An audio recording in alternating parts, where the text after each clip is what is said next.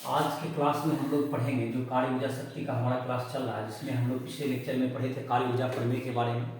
आज पढ़ेंगे हम लोग इस क्लास में, इस लेक्चर में स्थितिज ऊर्जा के बारे में पढ़ेंगे, पोटेंशियल एनर्जी। और जिसमें कि एक है तुमको एक बल है, जिसको हम लोग संरक्षी बल कहते हैं। तो जैसे कि निकाय के अंदर जो बल होते हैं उसमें कुछ बल को हम लोग संरक्षी बल कहेंगे, कुछ को असंरक्षी बल होते हैं। जैसे संरक्षी बल किसको कहते हैं, इसका पहले परिभाषा लिखकर समझाते हैं। किसी निकाय के या वह बल जो जिसके द्वारा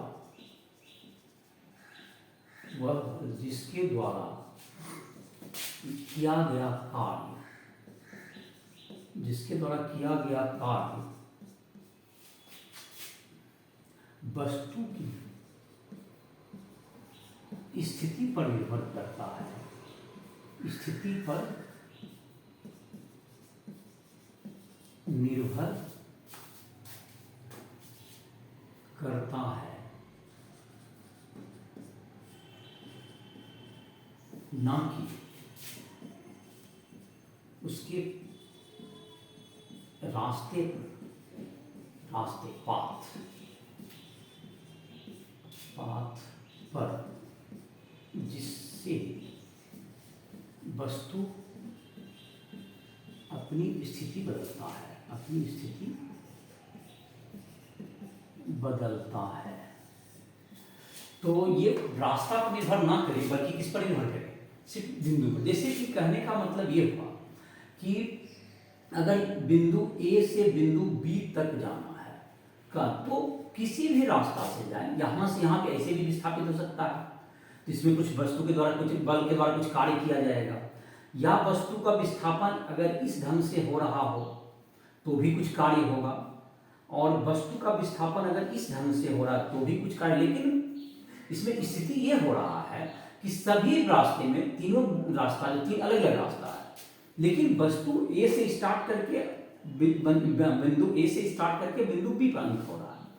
तो जिस बल के द्वारा किया गया कार्य इस रास्ता पर निर्भर नहीं करे, बल्कि तीनों रास्ता या चारों रास्ता, जितना भी रास्ता हो, सब में क्या हो जाएगा, ये समान हो A से B तक में, तो वैसा बल को हम लोग संरक्षी बल कहते हैं। इसमें किसी भी रास्ते से किया गया कार्य, अगर बल के द्वारा A से B तक लाने में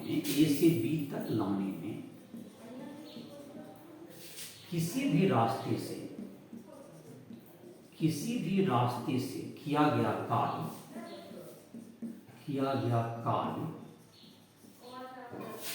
समान हो तो वह बल संरक्षी बल का उदाहरण है। ये होगा तुमको।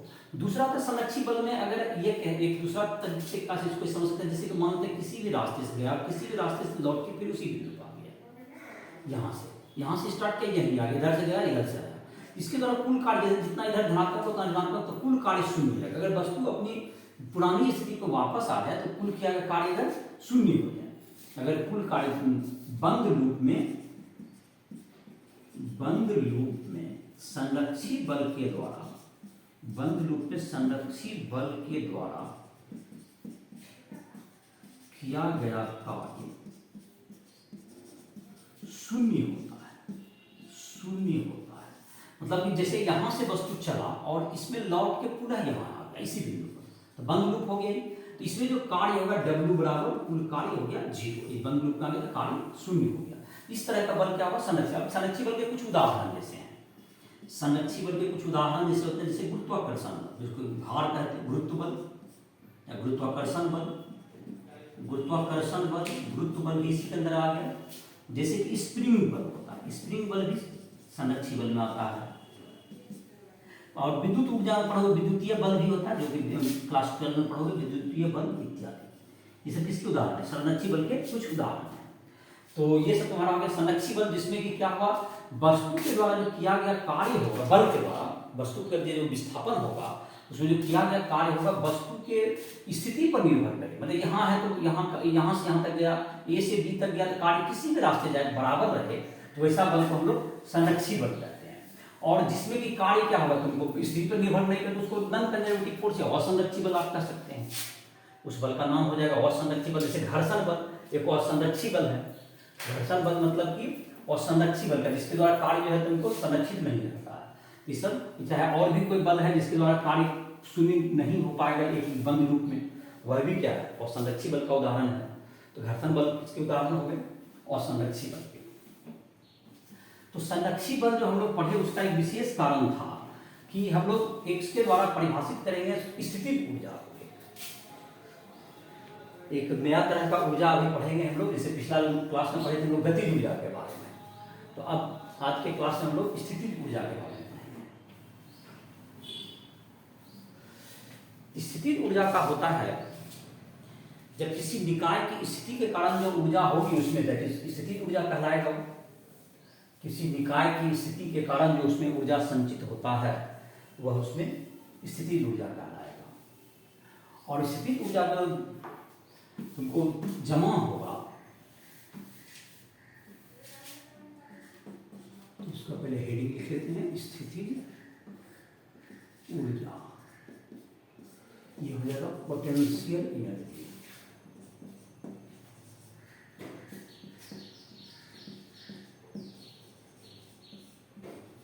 स्थितिज ऊर्जा किसी निकाय में उपस्थित संरक्षी बल के विरुद्ध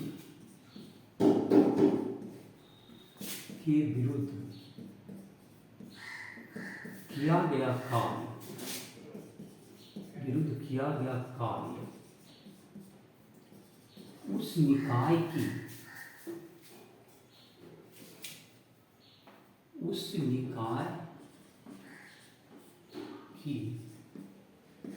स्थितिज ऊर्जा में परिवर्तन के बराबर होता है। परिवर्तन के बराबर होता है। जैसे निकाय के अंदर संरक्षी बल है W संरक्षी बल बराबर final potential minus initial potential. तो ये होगा तुम्हारा माइनस W संरक्षी बल बराबर UF माइनस U1। UF हो गया अंतिम स्थितिज ऊर्जा, UI हो गया प्रारंभिक स्थितिज ऊर्जा। ये तुमको हो गया प्रारंभिक स्थितिज ऊर्जा और ये हो गया अंतिम स्थितिज ऊर्जा, मतलब W संरक्षी बल बराबर ये हो गया। तो ये हो गया तुम्हारा बल के द्वारा किया गया कार्य जो होगा वह तुमको स्थितिज ऊर्जा में परिवर्तन के बराबर होगा। ये वह स्थितिज ऊर्जा का परिभाषा होगा। जैसे कि अब है तुमको स्थितिज ऊर्जा में, जैसे कि तुम्हारा हो गया स्थिति का संकेत हो गया तुम्हारा माइनस W संरक्षी बल के द्वारा विरुद्ध जो कार्य करेंगे, किसी निकाय के संरक्षी बल के विरुद्ध जो कार्य किया जाएगा उस निकाय में उपस्थित संरक्षी बल होगा, उसे हम लोग उस निकाय की ऊर्जा में परिवर्तन के बराबर होगा। अब जैसे कि हम लोग संरक्षी बल का उदाहरण जैसे अभी दोनों प्रति गुरुत्वीय बल, तो गुरुत्वीय बल के विरुद्ध अगर काम करेंगे तो गुरुत्वीय स्थिति ऊर्जा के रूप में संचित होगा उस निकाय में। तो गुरुत्वीय स्थिति ऊर्जा और स्प्रिंग ऊर्जा ये सभी ऊर्जा होगा। विद्युतीय ऊर्जा भी हो सकता है, विद्युतीय स्थिति ऊर्जा जिसका कि हम लोग बाद में पढ़ेंगे। तो अभी हम लोग दो तरह के स्थिति ऊर्जा के बारे में जान सकते हैं, जिसका अध्ययन कर सकते हैं हम लोग दो बल के बारे में जो कि हम लोग पढ़ भी रहे हैं। एक बल हमारा गुरुत्वाकर्षण बल है जो संरक्षी बल है, और दूसरा हो गया स्प्रिंग बल। तो गुरुत्व बल के गुरुत्वीय स्थिति ऊर्जा क्या होगा?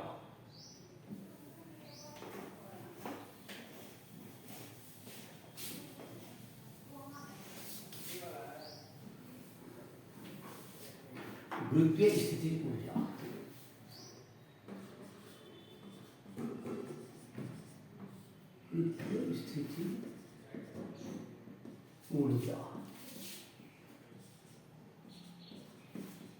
Gravitational potential energy.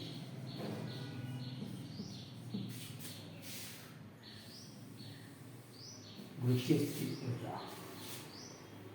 तो गुरुत्वीय स्थितिज ऊर्जा क्या हो जाएगा तुम्हारा, किसी गुरुत्वाकर्षण बल के विरुद्ध जो कि कार्य करेंगे हम लोग, वह पृथ्वी और उस वस्तु के निकाय में स्थितिज ऊर्जा में परिवर्तन के बराबर होगा। यहाँ पे लिखते हैं गुरुत्वाकर्षण बल, गुरुत्व बल के विरुद्ध किया गया कार्य वस्तु तथा पृथ्वी निकाय के, वस्तु तथा पृथ्वी निकाय के स्थितिज ऊर्जा में परिवर्तन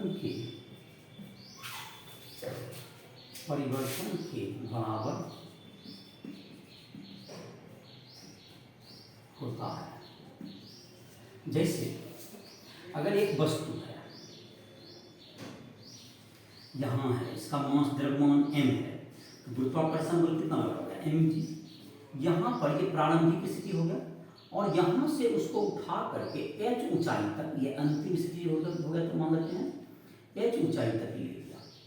इसकी स्थिति ऊर्जा में कितना परिवर्तन हुआ, तो गुरुत्वाकर्षण बल जितना काम किया होगा, गुरुत्वाकर्षण बल कितना काम किया उसका पहले निकालेंगे तो उसका बाद हम लोग निकल जाएगा। W गुरुत्व बल बराबर क्या होगा, F डॉट S होता है। F क्या लग रहा है यहाँ, mg लग रहा है, बल है mg, और S कितना विस्थापन हुआ, h हुआ, दोनों के बीच में 180 डिग्री का एंगल है, क्योंकि बल लग रहा है नीचे, विस्थापन हो रहा है ऊपर। तो ये कितना होगा तुम्हारा mg इंटू h इंटू -1, तो -mgh। कितना क्या किया गया, कार्य किया गया गुरुत्व बल के विरुद्ध। तो हम लोग जो अभी लिखे थे, जो कि विश्लेषण में जो परिवर्तन का सूत्र था, -w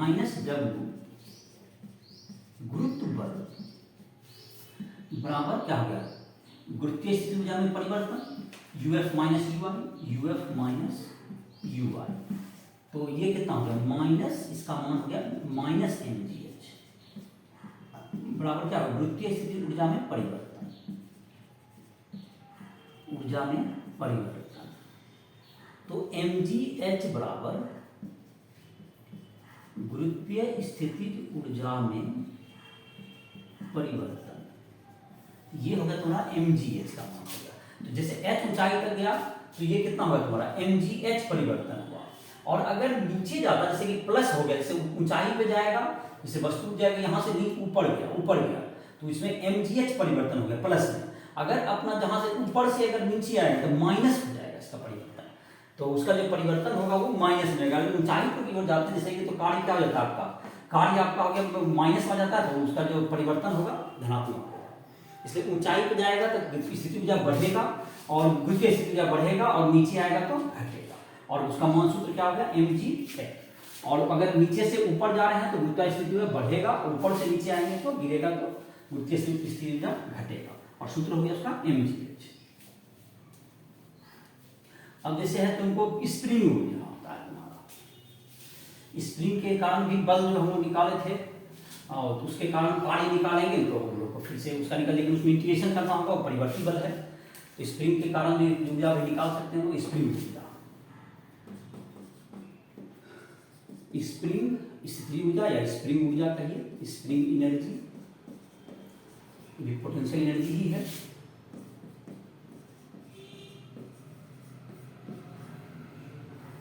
स्प्रिंग बल के विरुद्ध किया गया कार्य, स्प्रिंग बल के विरुद्ध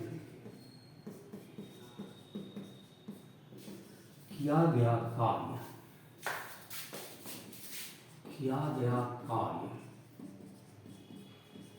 स्प्रिंग एवं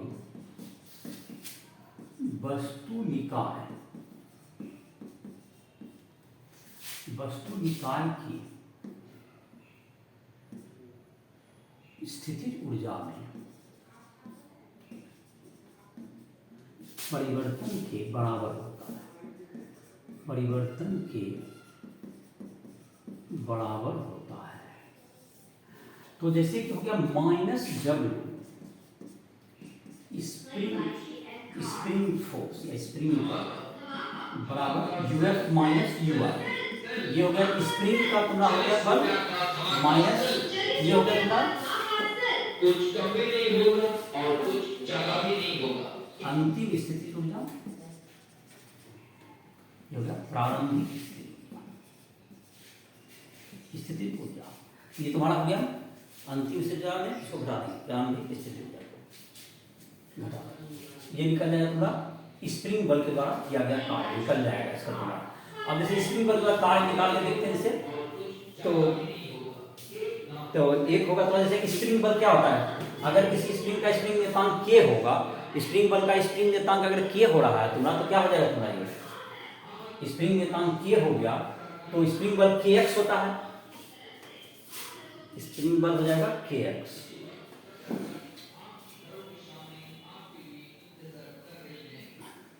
अगर स्प्रिंग बल के एक्स हो जाएगा तो उसके द्वारा कार्य निकाल लेंगे हम लोग।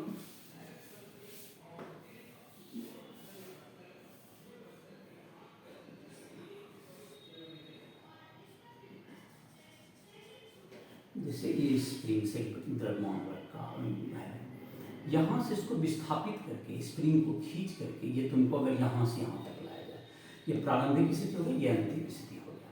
तो स्प्रिंग बल जो होगा तुमको अगर x विस्थापन होता है इसका, अगर x है इसमें कितना बल लगता है, kx लगता है। अगर इसको विस्थापित अगर x कर देते हैं तो यहाँ पर जो बल लगने लगता है मूल लंबाई से kx लगता है। तो कार्य जो होता है तुम्हारा x मूल लंबाई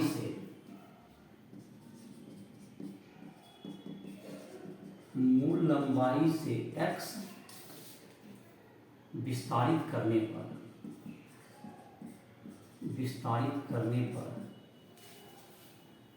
x विस्तारित करने पर स्प्रिंग बल बराबर kx। के क्या हो गया यहाँ स्प्रिंग नियतांक kx। dx विस्थापन में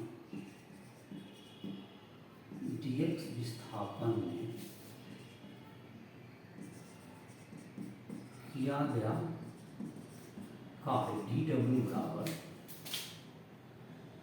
मॉडुलस dx हो जाएगा और cos 180 दोनों 100 विपरीत है, एक इधर जाएगा तो बल विस्थापन इधर पर होगा, तो dw बराबर क्या होगा kx और ये हो गया तुमको dx और cos 180 का मान माइनस 1। तो कुल कार्य w बराबर इंटीग्रेशन माइनस kx dx और 0 से कहाँ हो गया x तक विस्थापित करो मूल लंबाई से लेकर माइनस के तो कांस्टेंट होकर बाहर आ गया, x का कर x और 1 जोड़ 1 होती है, 1 जोड़ 1 0 से कहाँ कर दिया x तक। तो पहले x के ऊपर x रखो तो माइनस 0 तो माइनस के x square by 2 minus 0 square by 2 बराबर क्या होगा माइनस हाफ के एक्स स्क्वायर। क्या हो जाएगा माइनस हाफ के एक्स स्क्वायर। ये तुम्हारा हो गया गुण स्थिति ऊर्जा में क्या हो गया परिवर्तन हो गया। स्थिति ऊर्जा में परिवर्तन मतलब स्प्रिंग की ऊर्जा में संचित हो गया, जिसका सूत्र हो गया। तो स्प्रिंग ऊर्जा तो अब स्प्रिंग मतलब ये कार्य निकला, तो कार्य निकला तो स्प्रिंग क्या होता है तुम्हारा माइनस डब्ल्यू स्प्रिंग ऊर्जा बराबर हो गया स्प्रिंग ऊर्जा में परिवर्तन। तो ये माइनस माइनस क्या होगा हाफ के एक्स स्क्वायर हो गया बराबर स्प्रिंग ऊर्जा कर सकते हैं इसको। स्प्रिंग जहाँ पर के क्या हो गया तुम्हारा के बराबर हो गया स्प्रिंग नियतांक, स्प्रिंग कांस्टेंट जिसको कहेंगे एक्स बराबर स्प्रिंग का खिंचाव जहाँ मूल लंबाई जितना खींचेंगे या दबाव जो खींच जाए उसका कम हो जाए, मैंने मूल लंबाई जितना खींचेंगे या जितना उसको दबाएंगे तो दोनों हो जाएंगे हाफ के एक्स में। जैसे कि एक क्वेश्चन के रूप में थोड़ा सा दे देते हैं तुमको स्प्रिंग ऊर्जा निकालने के लिए। जैसे कि हाफ के किसी स्प्रिंग का अगर मूल लंबाई से जितना उसको खींचेंगे या जितना उसको दबाएंगे तो मूल लंबाई से जितना खिंचाएगा या जितना दबाएगा उसका वही एक्स है तुम्हारा।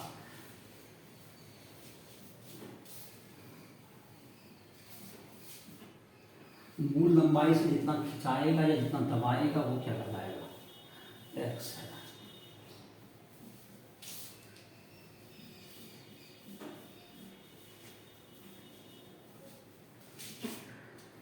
तो ये है तुम्हारा,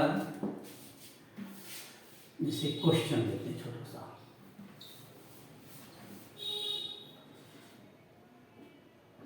किसी स्प्रिंग का स्प्रिंग नियतांक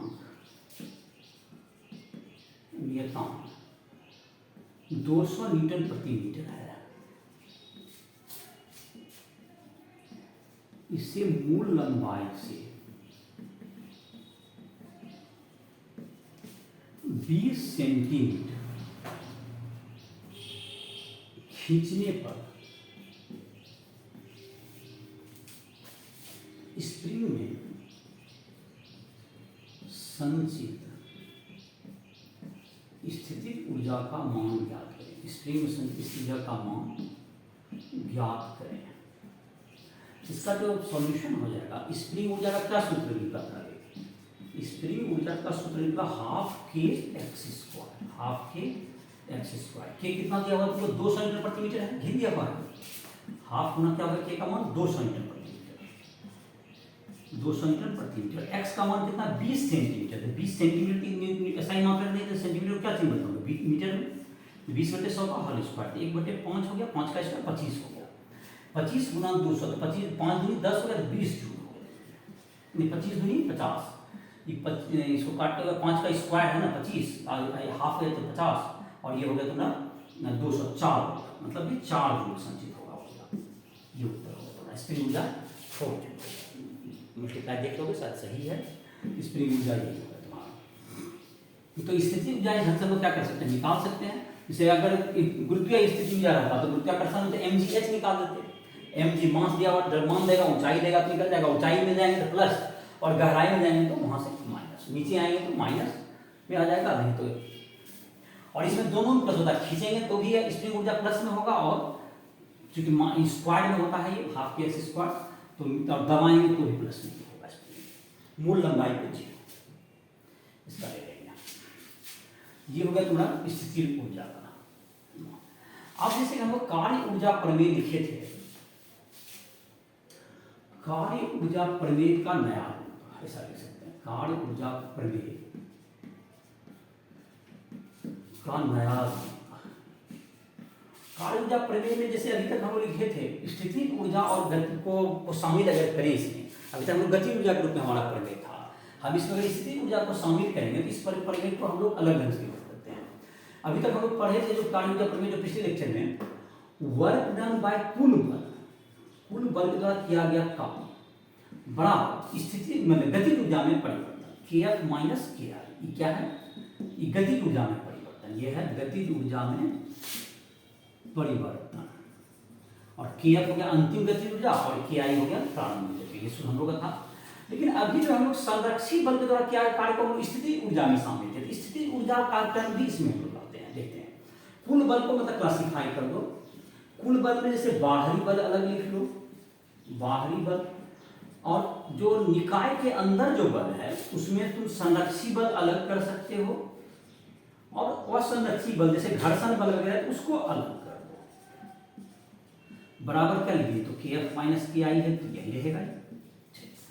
अब ये जो तुम्हारा होता है इसको इस साइड लेके चल जाओ, संरक्षी बल बराबर W बाहरी बल के द्वारा क्या लिखा, असंरक्षी बल घर्षण वगैरह जैसे असंरक्षी बल घर्षण बल बराबर क्या होगा kF माइनस KI, ये तो है माइनस W संरक्षी बल। और अभी जो हम लोग लिखे थे माइनस W संरक्षी बल को क्या कहते हैं, इसको स्थिति ऊर्जा में परिवर्तन के बराबर होता है। तो इसको हम क्या लिख सकते हैं, W बाहरी बल प्लस W असंरक्षी बल बराबर kF माइनस KI और प्लस क्या जाएगा UF माइनस UI, माइनस जब सहित हो गई। तो ये जो तुम्हारा हो गया, अब देखो इसका एक नया रूप आ गया, स्थिति ऊर्जा में आ गया इसमें। तो ये तुमको और थोड़ा सा इसको ठीक करें, W बाहरी बल प्लस W असंरक्षी बल। बराबर क्या होगा, के एफ प्लस यू एफ हो गया, मतलब इसको प्लस वाला को एक साथ ले लो, घटाओ के आई प्लस यू आई। तो के आई प्लस यू आई, के एफ प्लस यू एफ को क्या कहते हैं, के एफ हो गया अंतिम गतिज ऊर्जा है, और जो अंतिम स्थिति ऊर्जा ये हो गया अंतिम गतिज ऊर्जा, इसको लिख लेते हैं क्या है, और के यू एफ है अंतिम स्थिति ऊर्जा, और के आई है तुमको कौन सी, प्रारंभिक गतिज ऊर्जा, और के यू आई है प्रारंभिक स्थिति ऊर्जा। समझ में आ गया। तो ये जो गतिज ऊर्जा जो स्थिति ऊर्जा को हम लोग, ये तुम्हारा एक नया रूप हो गया, ये किस रूप में आ गया तुम्हारा, W बाहरी बल प्लस W असंरक्षित बल बराबर हो गया कौन सी, गतिज ऊर्जा जो स्थिति ऊर्जा, अंतिम गतिज ऊर्जा जो अंतिम स्थिति ऊर्जा माइनस प्रारंभिक गतिज ऊर्जा जो प्रारंभिक स्थिति ऊर्जा, और गतिज ऊर्जा जो स्थिति ऊर्जा को हम लोग यांत्रिक ऊर्जा भी कहते हैं, इन दोनों के योग को हम लोग यांत्रिक ऊर्जा भी कहते हैं, उसको EF भी लिख सकते हैं। इसी को आगे बढ़ाएं, अगर इसको लिख लेते हैं पहले, गतिज ऊर्जा एवं स्थिति ऊर्जा के योग को हम लोग निकाय की स्थिति ऊर्जा भी कहते हैं, यांत्रिक स्थिति ऊर्जा कहते हैं, यांत्रिक ऊर्जा कहते हैं। लिख लेते हैं इसको, गतिज ऊर्जा एवं स्थितिज ऊर्जा के योग को यांत्रिक ऊर्जा, मैकेनिकल एनर्जी कहते हैं, मैकेनिकल एनर्जी कहते हैं।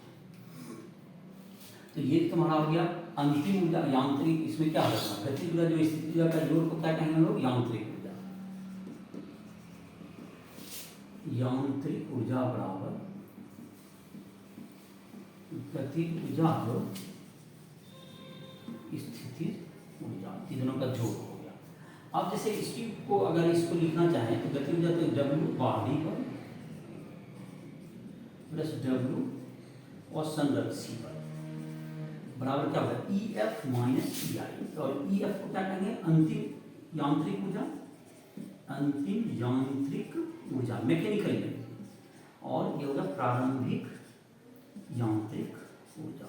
ये तुमको ये कार्य ऊर्जा प्रमेय का ये भी एक फॉर्म हो गया, ये अभी जो KF प्लस UF करके था उस रूप में भी लिख सकते हैं। अगर इसी में जैसे कि तुम्हारा कहते हैं एक यांत्रिक ऊर्जा का संरक्षण का बात है, तो अगर ये जो कार्य ये शून्य हो जाए तो ये दोनों संरक्षित रहेगा, यांत्रिक ऊर्जा का संरक्षण। यांत्रिक ऊर्जा का संरक्षण क्या हुआ, तुमको अगर ये जो बल है ये अगर शून्य हो जाए तो EF बराबर क्या आ जाएगा, EI आ जाएगा। कार्य जो है अगर शून्य हो जाए घर वाला, मतलब कि किसी निकाय का पर लगने वाला बाहरी बल और संरक्षी बल के द्वारा किया गया कार्य अगर शून्य हो तो उसके उस निकाय की यांत्रिक ऊर्जा क्या रहती है, संरक्षित रहती है। जैसे कि लिख देते हैं यांत्रिक ऊर्जा का संरक्षण, इसी सूत्र से आ गया तुमको यांत्रिक ऊर्जा का संरक्षण, कंजर्वेशन ऑफ मैकेनिकल एनर्जी। किसी निकाय के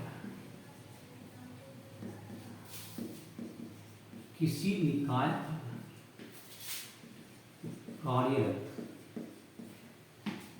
बाहरी बल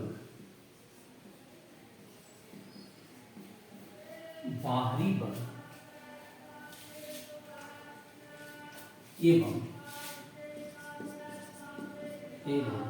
संरक्षी बल के द्वारा किया गया कार्य शून्य हो तो उस निकाय की यांत्रिक ऊर्जा संरक्षित रहती है। इसे अभी था तुम्हारा W बाहरी बल प्लस W और संरक्षी बल बराबर शून्य हो गया। तो इधर शून्य होगा, शून्य बराबर क्या होगा, EF माइनस EI। तो EI इधर आएगा तो EI मतलब प्रारंभिक यांत्रिक ऊर्जा हो गई, और ये तुमको EI का मतलब KI प्लस UI मतलब गतिज ऊर्जा जो स्थिति ऊर्जा बराबर KF प्लस UF। ये हो गया ऊर्जा का संरक्षण, यांत्रिक ऊर्जा का संरक्षण। ये तुम्हारा यांत्रिक ऊर्जा का संरक्षण मतलब प्रारंभिक गतिज ऊर्जा जो प्रारंभिक गतिज ऊर्जा बराबर अंतिम गतिज ऊर्जा जो अंतिम स्थिति ऊर्जा। ये अगर पूरा ऊर्जा का संरक्षण होगा अगर इस बल के द्वारा किया गया कार्य शून्य हो तो। जैसे कि अगर कोई वस्तु अगर गिरता है, जैसे कि 9th क्लास में भी है, जैसे ऊंचाई से कोई वस्तु गिरा तो उसका जो कि जैसे ऊंचाई पर है पृथ्वी से, तो अगर नीचे से जमीन से देखें h ऊंचाई पर है, तो किसी भी समय जब वो गिरेगा तो उसकी ऊर्जा क्या है, संरक्षित रहती है।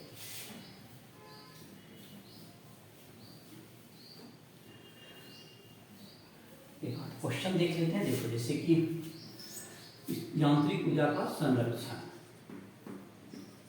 यांत्रिक ऊर्जा का संरक्षण का जैसे उदाहरण हो गया, जैसे कि मान लो पृथ्वी से यहाँ h ऊंचाई पर एक वस्तु है, यहाँ से एक गिरता है, तो यहाँ पर जो है तुमको तो यहाँ पर कोई बाहरी बल सिर्फ एक गुरुत्वाकर्षण बल काम कर रहा है, कोई घर्षण बल वगैरह नहीं माना जाए, तो यह जो तुमको होगा यहाँ पर अगर इसका प्रारंभिक ऊर्जा का यहाँ पर स्थिति ऊर्जा यहाँ से देखें पृथ्वी सतह से, पृथ्वी सतह पर स्थिति ऊर्जा देखें तो पृथ्वी सतह से कितना ऊंचा पर है, h पर है, तो यहाँ पर ये इनिशियल स्थिति हो गया, ये प्रारंभिक हो गया। और कहीं भी कभी भी तुमको मान लेते ये x ऊंचाई पर आ गया, ये यहाँ से कितना ऊंचाई गिर के आ गया, x ऊंचाई पर, तो इसका देखिए कितना होता है, यहाँ पर जब ये x ऊंचाई किया तो इसका ऊंचाई किधर से बचाएगा, पृथ्वी से कितना ऊंचाई बचेगा, h माइनस एक्स बचेगा, तो यहाँ पर अंतिम स्थिति है, तो दोनों जगह देखो ऊर्जा इसका संरक्षित रहेगा। तो प्रारंभ में जैसे क्या होगा, के आई अभी तो वस्तु रुका हुआ है तो हाफ एम गुना क्या होगा, 0 का स्क्वायर, के आई शून्य हो गया, यू आई एम जी पृथ्वी से ऊंचाई कितना है h, एम जी एच हो गया। तो प्रारंभिक स्थिति यांत्रिक ऊर्जा कितना होगा, प्रारंभिक यांत्रिक ऊर्जा ई आई बराबर के आई प्लस यू आई, तो 0 प्लस एम जी एच, तो एम जी एच हो गया प्रारंभिक ऊर्जा। अब देखते हैं जब x नीचे गिरा, x जब नीचे गिरेगा, यहाँ से x जब नीचे गिरा तो क्या होगा इसका, इसमें कुछ इसका तो स्थिति का कुछ घटा होगा, लेकिन यहाँ बेग आ जाएगा, तो पहले इसका बेग निकाल लेते हैं। तो बेग जब x नीचे गिरने पर, x नीचे गिरने पर बेग निकालना है हमको, तो v स्क्वायर बराबर क्या होता है, u स्क्वायर प्लस 2as, ऐसा सूत्र होता है तुम्हारा। तो v निकालना है हमको, तो v बराबर u तो 0 है ऊपर, और 2a का मान g हो गया और x गिरा, तो v स्क्वायर का मान कितना हो गया, v स्क्वायर बराबर 2gx, यही हो गया तुम्हारा, चलिए ये हो गया तुम्हारा v स्क्वायर का मान। गति ऊर्जा कितना आ जाएगा, अंतिम गति ऊर्जा इसको कहते हैं, अंतिम गति ऊर्जा k बराबर क्या होगा, हाफ m गुना v स्क्वायर, हाफ m गुना 2gx, यही है ना, बराबर क्या हो गया, mgx हो गया। अब अंतिम स्थिति ऊर्जा, अंतिम स्थिति ऊर्जा बराबर mgh माइनस एक्स, ऊंचाई में पृथ्वी की सतह से देखो h माइनस एक्स ऊंचाई है, तो ये uf हो गया, तो kf बराबर अंतिम स्थिति, अंतिम यांत्रिक ऊर्जा, यहाँ लिख देते हैं अंतिम यांत्रिक ऊर्जा ef जिसको कह सकते हैं, बराबर क्या होगा, kf प्लस uf, kf कितना निकला, mgx निकला, और अंतिम स्थिति ऊर्जा कितना हो गया, mg ऊंचाई है h माइनस एक्स, ब्रैकेट तोड़ो mgx plus mgh minus mgx, तो बराबर क्या हो गया, mgx, तो देखो दो mgh हो गया, दोनों में क्या हो गया, ई आई बराबर ई एफ, तो इसमें क्या रहा, यांत्रिक ऊर्जा संरक्षित रहा। जब वस्तु गिरता है तो इसका यांत्रिक ऊर्जा क्या रहेगा, संरक्षित रहेगी, यहाँ ऊर्जा से इसको कह सकते हैं यांत्रिक ऊर्जा का संरक्षण। अब है तुमको जैसे कि तुम्हारा रहेगा, अब एक आध कार्य ऊर्जा प्रमेय का जैसे कि जिसमें प्रयोग हो वैसा एक आध क्वेश्चन देखो। जैसे कि जब कि अगर कोई वस्तु तुमको अगर चल रहा है, घर्षण जिसमें है, और उस पर अगर कोई वस्तु चल रहा है, तो घर्षण वाला पथ पे जब वस्तु के द्वारा चला जाएगा तो उसके द्वारा जो असंरक्षित बल हुआ तो उसमें कितना वेग आएगा, इस सब का लगा करके हम लोग कार्य ऊर्जा प्रमेय से क्या क्वेश्चन क्या करना पड़ेगा, हमको बनाना पड़ेगा। तो एक देखते हैं कार्य ऊर्जा प्रमेय का जो नया रूप है उसके आधार पर देखो। जैसे क्वेश्चन देते हैं, एक वस्तु है, मान लेते हैं ये 30 डिग्री कोण बना रहा है यहाँ पर, और यहाँ पर ये मान लेते हैं 5 किलोग्राम द्रव्यमान का एक वस्तु है, और ये तुमको मान लेते हैं 10 मीटर का ये दूरी है, यहाँ से यहाँ तक, यहाँ से यहाँ तक 10 मीटर क्या है दूर है, ये अनंतर है, ये 36 से 30 डिग्री कोण बना रहा है। ये 5 kg द्रव्यमान है। और यहाँ से घर्षण गुणांक लेते हैं, घर्षण है यहाँ पर 0.2, घर्षण गुणांक यहाँ पर 0.2 है। जब यह वस्तु धीरे धीरे लुढ़कते हुए कहाँ आएगा, यहाँ तक आएगा, खिसकते हुए जमीन पर आएगा, तो इसका वेग क्या होगा, जब जमीन पर पहुंचेगा तो इसका वेग कितना होगा, जमीन पर वेग बराबर होगा। यही क्वेश्चन है, क्वेश्चन समझ में आ गया। फिर से चित्र से यही क्वेश्चन देखो, यहाँ पर 5 किलोग्राम द्रव्यमान का एक वस्तु है जो कि यहाँ से 10 मीटर का दूरी पर है और धीरे धीरे फिसलते हुए कहाँ आ रहा है, नीचे आ रहा है। और यहाँ पे घर्षण बल भी लगा जिसका घर्षण गुणांक 0.2 है, तो घर्षण बल भी कार्य करेगा तो इसका ऊर्जा संरक्षित नहीं रहेगा। जब घर्षण बल और संरक्षित बल है जिसके द्वारा क्या कार्य जब करेगा तो वो क्या रहेगा, इसका ऊर्जा संरक्षित नहीं रहेगा। तो इसमें कार्य ऊर्जा प्रमेय लगा के बनाएंगे, तो उसमें हमको जरूरत पड़ेगा जैसे घर्षण बल का मान निकालना होगा।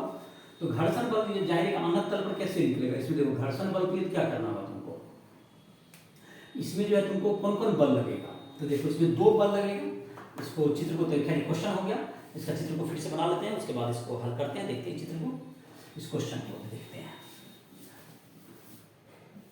इसका सॉल्यूशन करते हैं।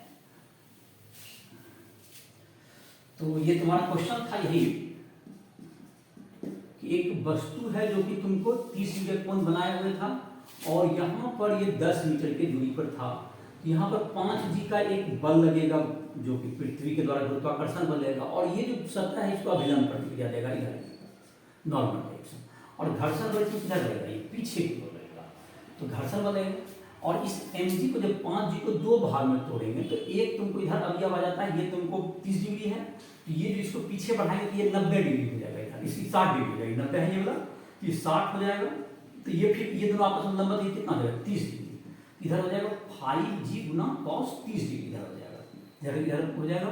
तो इस साइड हो जाएगा 5G sin 30, इस साइड आता है 5G sin 30 डिग्री। तो घर्षण बल के लिए क्या होता है, n बराबर होता है तुमको 5G cos 30 डिग्री, ऐसा हो जाएगा 5G cos 30 डिग्री। और तो घर्षण बल F बराबर होता है म्यू n,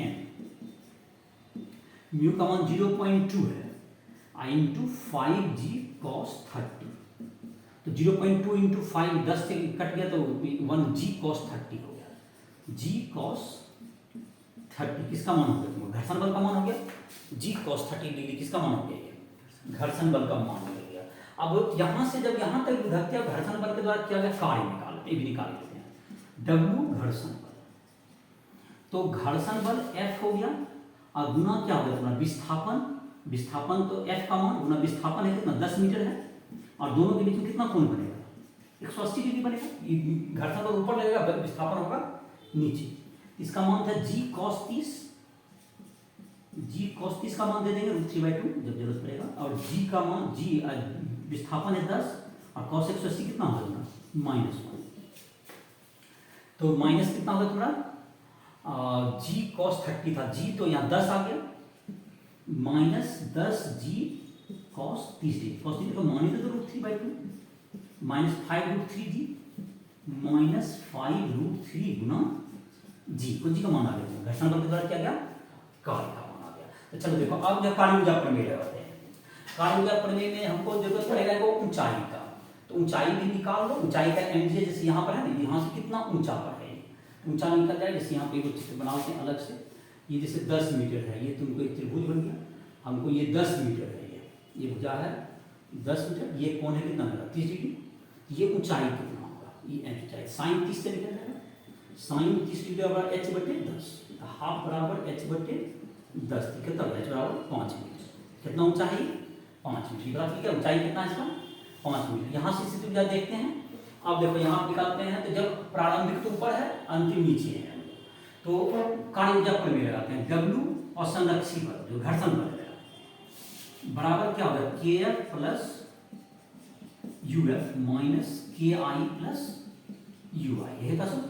तो ये क्या निकला माइनस कितना हो गया मेरा, उसका कितना हो गया -5√3G, माइनस कितना हो गया 5√3G ना, -5√3G, सर यही आया, और बराबर क्या होगा अंतिम गति ऊर्जा, ये तो हाफ एम भी निकालना है इनको, हाफ एम भी उसका नीचे का वेग को क्या मान लीजिए, जब नीचे जमीन पा जाएगा वही फाइनल है, तो उसमें का वेग को ये भी निकालना है, और अंतिम स्थिति जब जमीन पा जाएगा तो 0 हो जाएगा, नीचे से क्या होगा 0 माइनस माइनस करते हैं कौन चीज, और ऊपर में कितना गति, ऊपर में तो वेग शून्य है, ऊपर में क्या है यहाँ लिखो थोड़ा सा माइनस, ये जीरो और स्थिति में कितना होगा M G H, M G गुना 5, एम भी 5 है 25 जी, कितना हो गया 25 जी।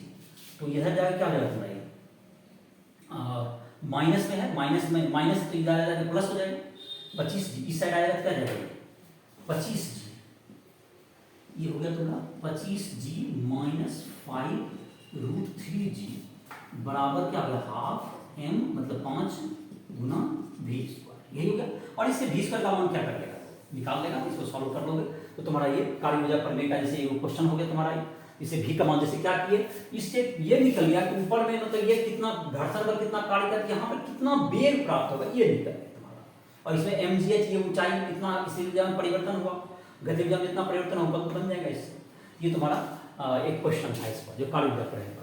तो ये तुम्हारा हो गया, इस क्लास में इतना पढ़ ही इसको रोक देते हैं। जिस स्टूडेंट को कोई भी दिक्कत हो राइट ऐप के माध्यम से संपर्क करके कभी भी टाइम अपने लिए ले सकता है। इसी के साथ इस लेक्चर को समाप्त करें।